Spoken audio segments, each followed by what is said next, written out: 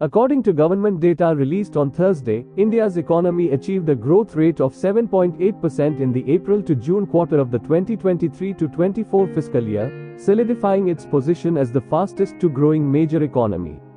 This impressive performance can be largely attributed to the improved performance of the agricultural and financial sectors.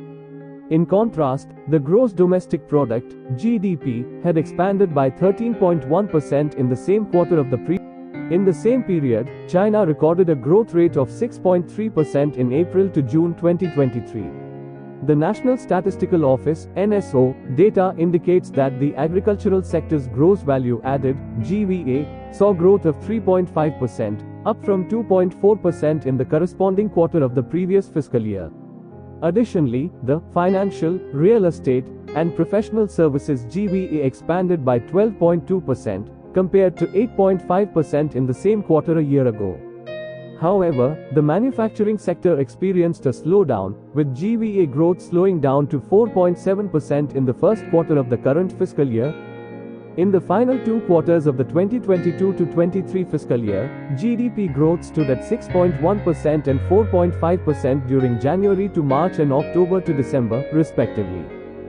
Furthermore, the nominal GDP or GDP at current prices for the first quarter of 2023-24 is estimated to be 70.67 lakh rupees crore, up from 65.42 lakh rupees crore in the previous year, reflecting a growth of 8% compared to the substantial 27.7% growth in Q1 2022-23.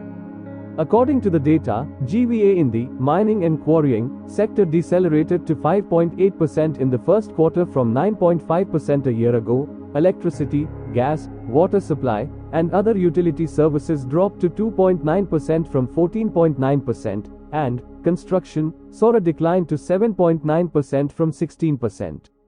Thanks for watching. Stay tuned for more updates related to stock market.